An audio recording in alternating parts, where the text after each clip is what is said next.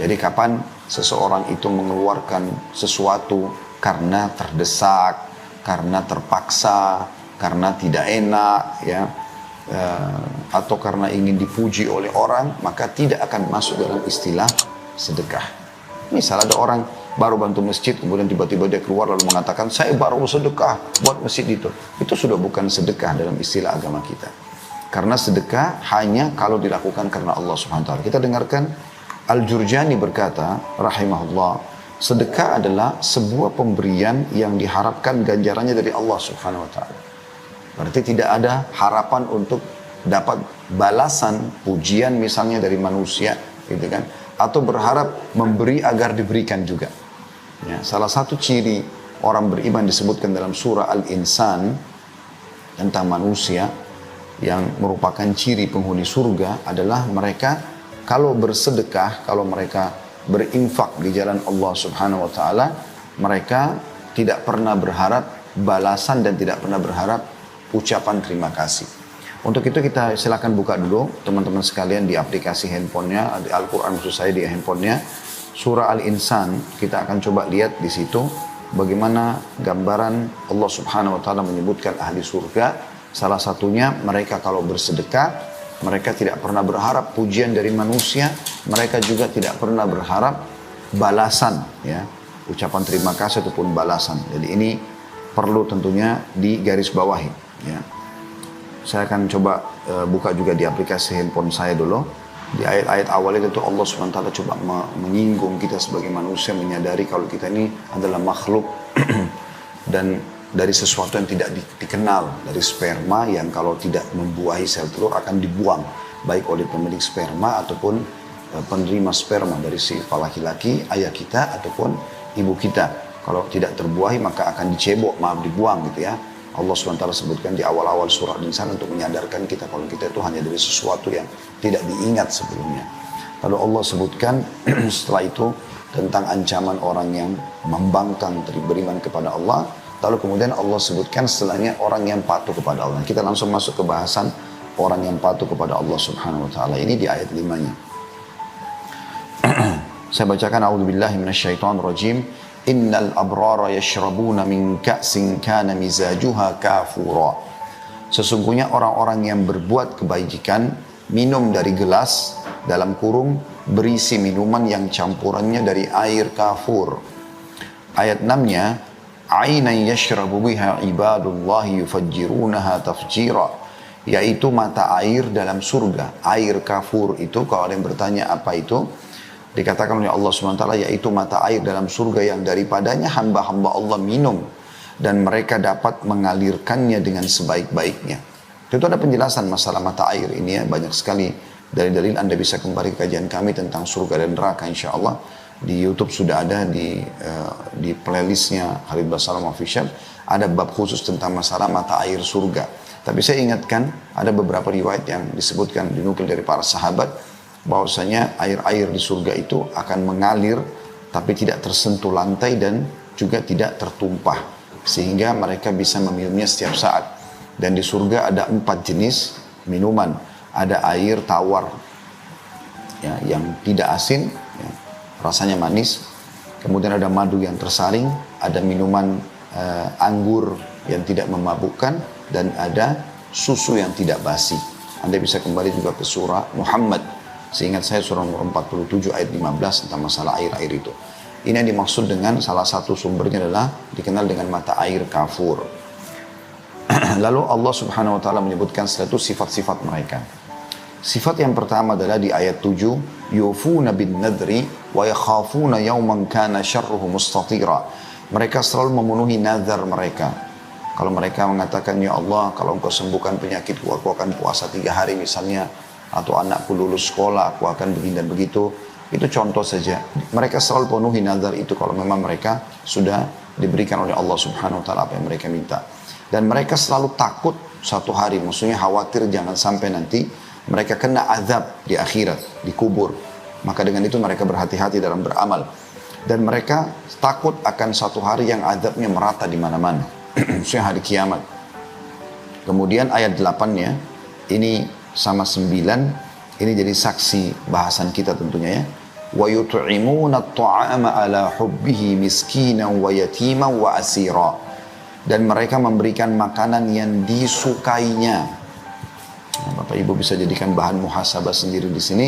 Apakah selama ini Anda sudah coba mengeluarkan makanan favorit Anda untuk disedekahkan?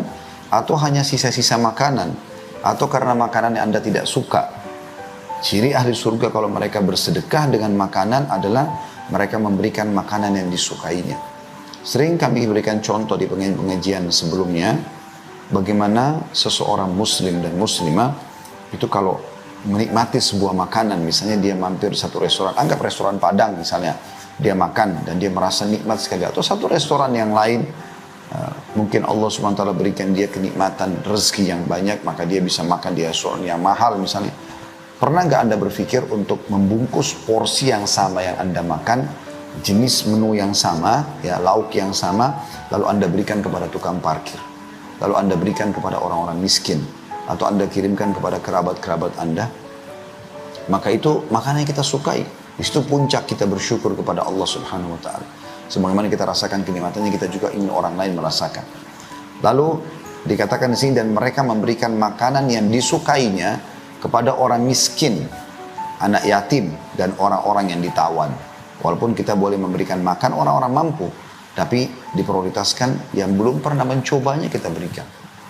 Banyak sekali teman-teman di yayasan kami, Yayasan Sedekah Kreatif, pada saat kami coba membagi lazis namanya ya, makanan yang kami sering bagikan gratis ke terminal, ke stasiun. Sekarang semasa pandemi kami juga banyak gencar datang ke tempat-tempat yang memang muslimin, banyak sekali yang susah hidupnya, pemulung-pemulung sampah, tinggal di pinggiran kali.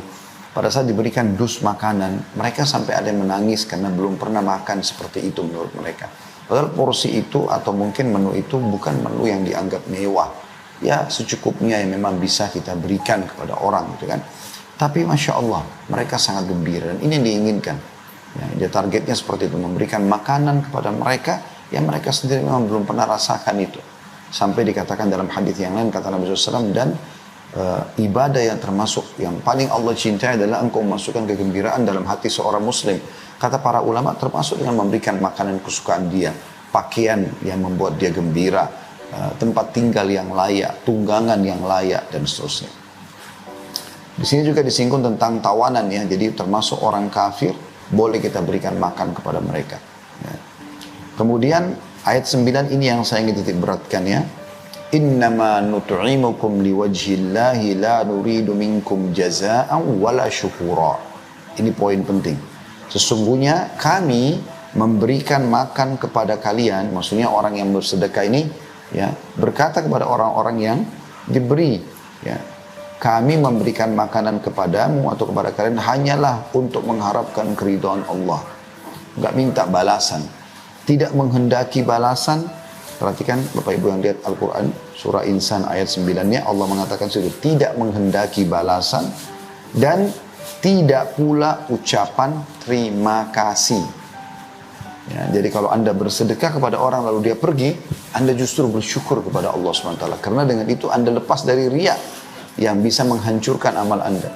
Kadang-kadang ada orang sudah memberikan sedekahnya kecil, cuma 1.000-2.000 rupiah, lalu orang miskin itu karena buru-buru ingin mengejar lagi mobil yang lain atau kendaraan yang lain di sebelah lampu merah, ya, yang ingin dia dapatkan mungkin rezeki yang lebih supaya memenuhi kebutuhannya. Lalu kemudian karena tidak ucapkan terima kasih, oh ini orang nggak tahu terima kasih. Nah, itu kan aneh, berarti memang yang dia harapkan ucapan terima kasih. Apa yang Anda kejar dari ucapan terima kasih orang?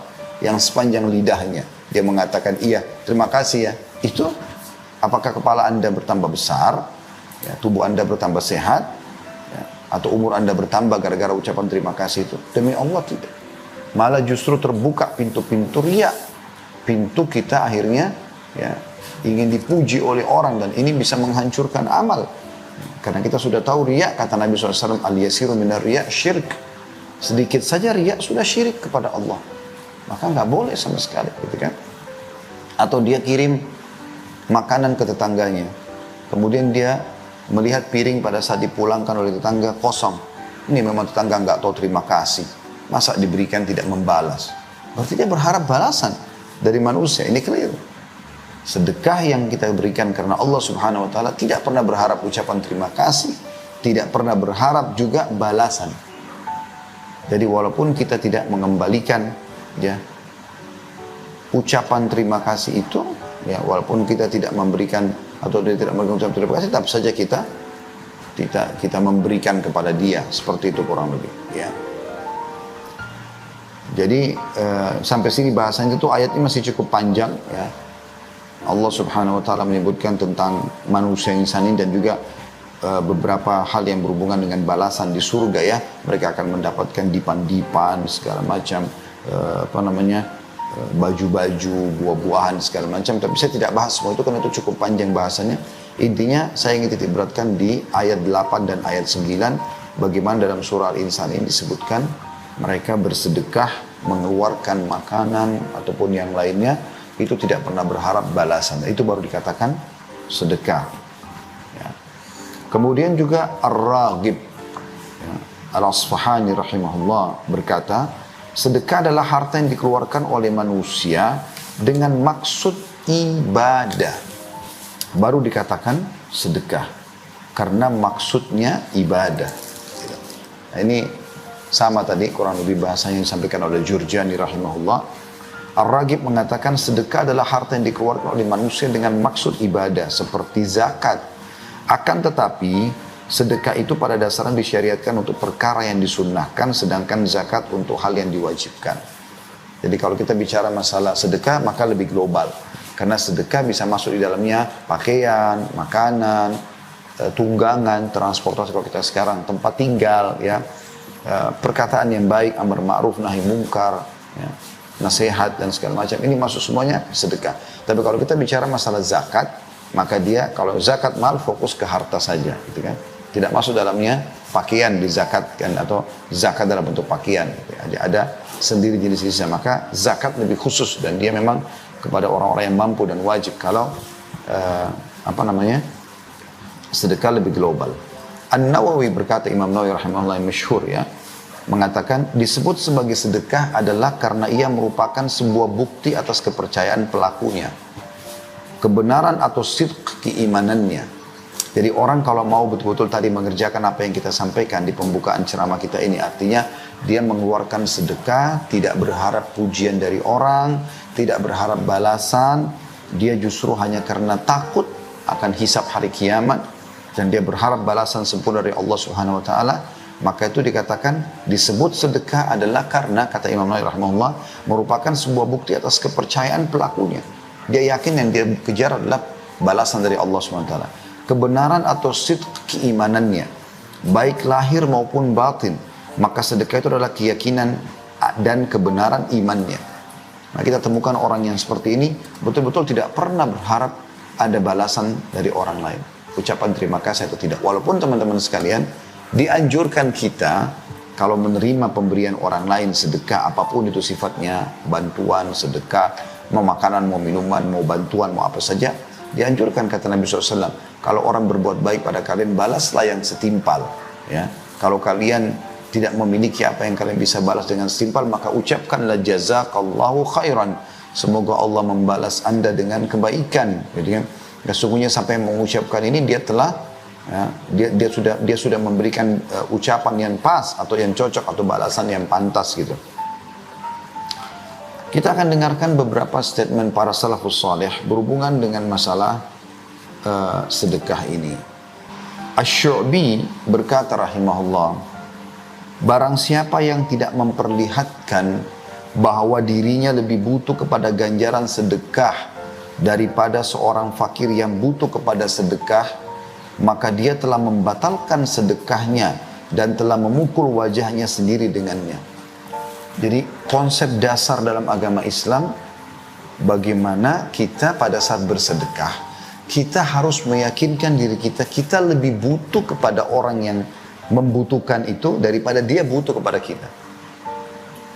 Bahkan Asy-Syu'bi mengatakan, kalau seandainya ada orang yang tidak merasakan itu, akhirnya dia menganggap remeh orang miskin, ya.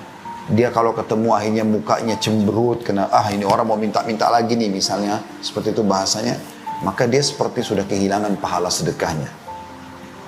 Jadi ini luar biasa, harus difahami bagaimana sebenarnya pondasi dasar sedekah dalam Islam.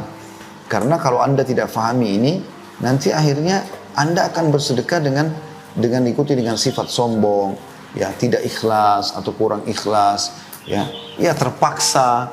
Seperti misalnya saya pernah lihat ini sebelum masa pandemi mungkin ya, masa pandemi mungkin orang lebih menjaga steril, ya kesterilan. Tapi sekarang zaman dulu tuh saya lihat ada orang miskin udah minta di lampu merah, lagi mobilnya berhenti sebentar. Orang miskin udah datang. Artinya peluang dicatatkan pahala sedekah di buku amalnya sangat terbuka. Tapi dia malah tidak buka jendela, tidak bersedekah. Padahal ada uangnya, bukan tidak ada. Kalaupun dia bersedekah, sudah dengan koin kecil, ya, kemudian dia jepit dengan kedua jarinya, dan jendela dibuka sedikit lalu dikeluarkan. Seakan-akan tidak mau, ya, atau menganggap remeh sedekah yang dia keluarkan atau orang yang menerimanya. Subhanallah, ya. Justru saya berapa kali ingatkan, ada beberapa saudara kita muslim yang sempat membantu kami membawa mobil beberapa waktu gitu kan. Hampir setiap yang bekerja saya selalu ingatkan. Karena kadang-kadang mereka lakukan itu di lampu merah, ada yang minta mereka nggak buka jendela atau mereka buka jendela sedikit saja gitu kan. Termasuk kalau membayar SPBU kalau dia tidak turun, ya beli bensin misalnya, dari jendela cuma dibuka sedikit lalu hanya untuk lowong uang keluar. Kenapa semua ini? Saya sampai bahasakan, buka akhi, buka jendela. Kemudian ucapkan salam, assalamualaikum warahmatullahi wabarakatuh. Berikan baik-baik uang itu. Apa susahnya kita membungkus dan mengemas sedekah kita dengan akhlak yang baik? Maka kita mendapatkan pahala. Jadi saya juga mau menasihati dari saya dan teman-teman sekalian, sempurnakan pahalamu di setiap amalmu, ya. Dan insya Allah nanti saya akan coba menyusun sebuah tema baru di benak saya beberapa waktu yang lalu, dengan judul itu memang materinya, yaitu sempurnakanlah pahala amalmu, atau sempurnakan pahala di setiap amal yang kau kerjakan. Contoh misalnya istighfar kepada Allah. Nabi SAW beristighfar sehari 100 kali, 70-100 kali. Ada hadis, ada ayat Al-Quran yang menyebutkan salah satu ciri, ya, hamba-hamba Allah yang terpuji adalah mereka beristighfar di waktu ashar. Ashar itu di waktu menjelang subuh, di sepertiga malam. Kenapa kita nggak sempurnakan istighfar kita dan kita fokuskan diucapkan justru di waktu-waktu seperti ini, sehingga pahalanya tergabung, mengucapkan istighfar 100 kali. Begitu juga kita mendapatkan keutamaan dalam ayat Al-Quran, dipuji oleh Allah SWT mereka beristighfar di waktu itu. Saya mengingat subhanallah, pernah satu waktu kami lagi mau menunggu subuh di Masjidil Haram di Mekah pada saat bimbing umrah beberapa waktu yang lalu. Lagi sementara nunggu azan, ada satu orang berjenggot sudah putih gitu. Dia dari kejauhan jalan, terus dia kayak ngomong sama orang-orang karena di Masjidil Haram cukup luas, jadi kita tidak bisa dengar kalau dari jauh. Dia kayak ngomong, terus dia kasih isyarat dengan tangan dia tunjuk. Saya tidak tahu apa yang diucapkan orang ini. Begitu dia datang ke depan, ya, kelompok saf kami gitu, sehingga suara bisa terdengar, dia mengatakan, wahai ikhwani, wahai saudara-saudaraku, ini waktu ashar. Waktu ashar maksudnya waktu yang Allah sebutkan dalam Al-Quran, waktu sahur yang biasa kita bilang, waktu menjelang azan subuh, di mana Allah suruh kita istighfar, lalu dia kasih isyarat dengan jarinya, istighfarlah, istighfarlah. Dia keliling menunggu waktu subuh orang ini karena inginnya mendapatkan pahala, dia menasihati dan mengingatkan orang. Contoh, kan kita bisa menyempurnakan dan menyebabkan pahala lebih besar dengan itu. Sama dengan sedekah misalnya. Jadi bukan hanya sekedar mengeluarkan, tapi apa salahnya kalau kita sempurnakan pahala sedekah kita dengan memberikan uang yang terbaik. Tentu mengikhlaskan niat yang pertama, memberikan yang terbaik. Kemudian kita kemas juga itu dengan akhlak yang mulia. Akhlak yang mulia.